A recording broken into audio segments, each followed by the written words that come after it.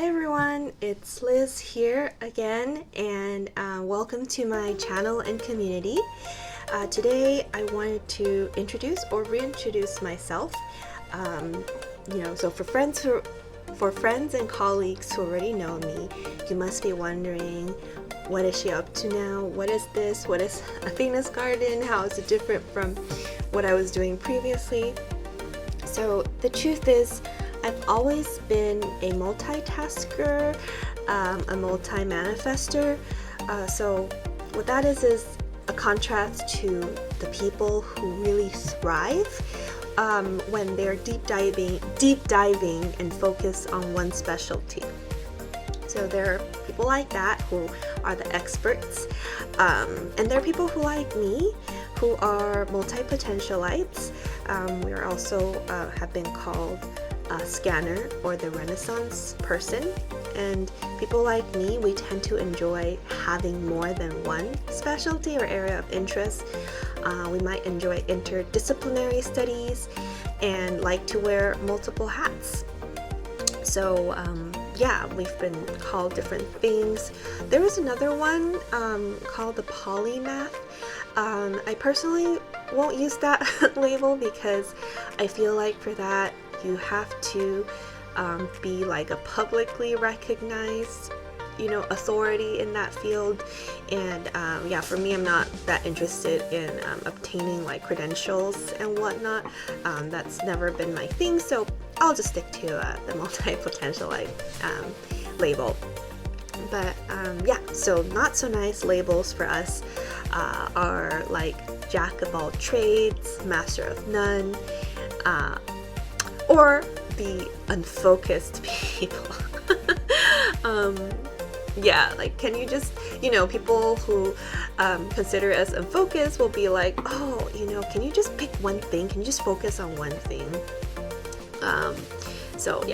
Our brains are, we just don't quite work that way. We really thrive to have multiple things happening at once.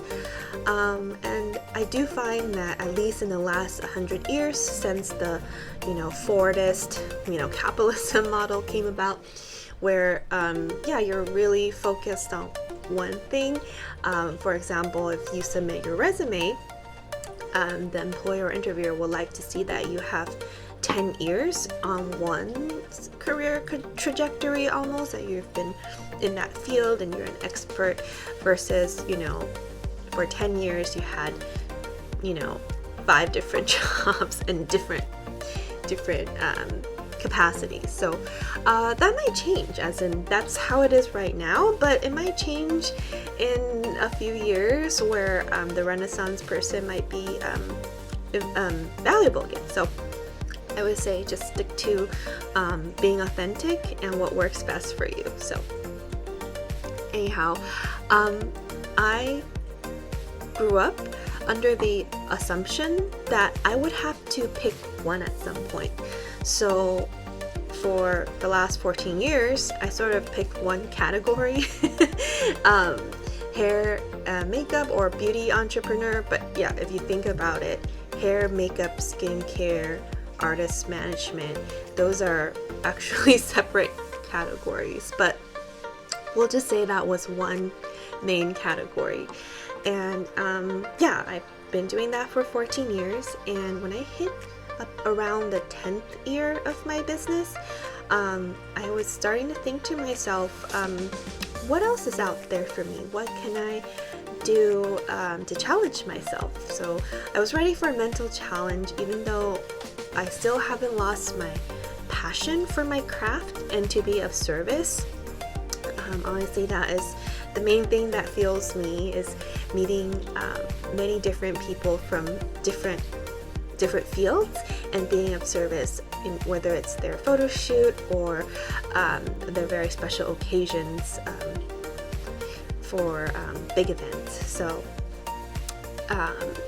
the last few years, when I was thinking about what I was going to do next, it was a very long and challenging journey because I was coping with the grief of losing one of my best friends suddenly from suicide, and Then, of course, a lot had happened during that time when I was exploring various things. I was actually studying. I was,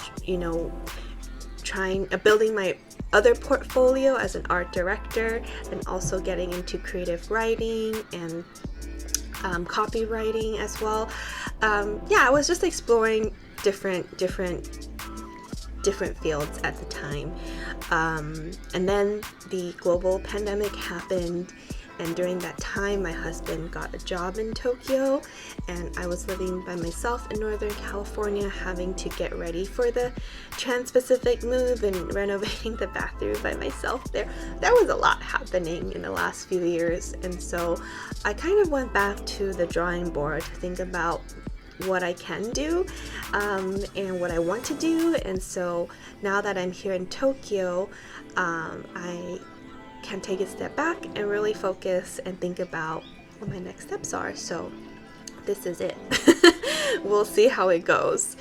So now that I'm, filming this, or if you're reading this on my blog, I do feel like it's kind of a coming out party, because I've been wearing the artist entrepreneur hat for so long, working mostly behind the scenes.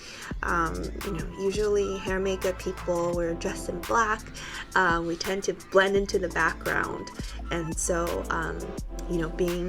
stepping forward to being in front of the camera, it's exciting and mostly terrifying, but I'm ready to give it a go. So if this is your first time interacting with me, my name is Liz. So nice to meet you. Thank you for being here and watching my video. And I want to give a brief bio or background of just a little bit about me. So I'm trying to make it short and hopefully interesting and not too boring.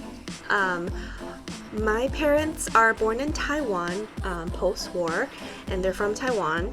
And I was born in the United States because they were working in the Dominican Republic at the time. And so they made the decision to give birth to me in the United States last minute, because doctors in the Dominican Republic in the 80s were not as reliable. And so that's why I was the first in my family to have a U.S. citizenship. So from there, I lived in 7 different countries. This is my 7th one. I'm currently living in Tokyo, Japan. And we mostly lived in South America and Asia. So at one point I did have 3 passports, which was a little bit confusing, but I love to share more about my experience as we go along. But here's just the summary version. I had moved to the US when I was 18 years old, to California, and I lived there until I was 36. So 18 years I lived in one spot, which is kind of what I wanted, actually. So going back, when I moved to the US, that was a huge culture shock from all the other countries, I'll be honest. Usually, when you meet people in other countries, they're just like, oh, cool, they don't really want to know what city or, the details of where you're from. It's just a really short thing. But I find that and many other people share the sentiment where, we're asked so much, where are you from? Are you from America? Are you born here? That's very unique to the United States, I have to say. I just didn't think that it was that important for me personally. So after a year, I started telling people that I'm from planet Earth, because it's factually true. What else do you need to know about that? This answer is, too long for when I just meet you. I don't even know if I'm interested to continue this conversation, you know what I mean? And then at the same time, it's what is so important about that particular label? Since, countries, nationalities, borders, they're all social construction anyway.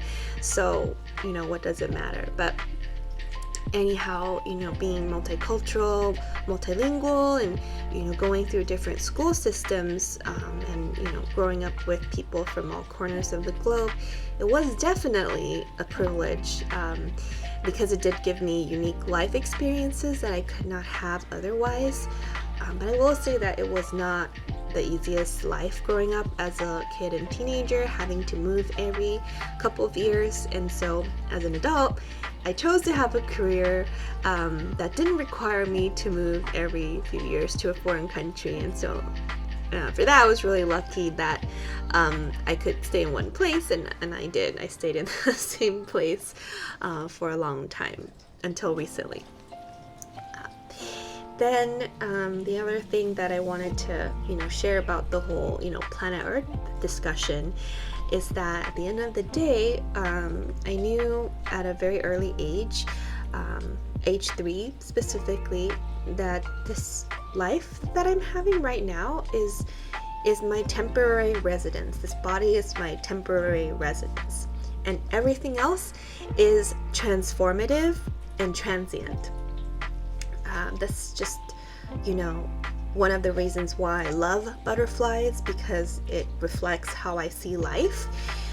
Life is precious, it's very short, and it's very beautiful. So yeah, and yes, how many 3-year-olds do you know contemplate about the meaning of life? Maybe a lot, but at the time I find myself being kind of an odd kid having these thoughts.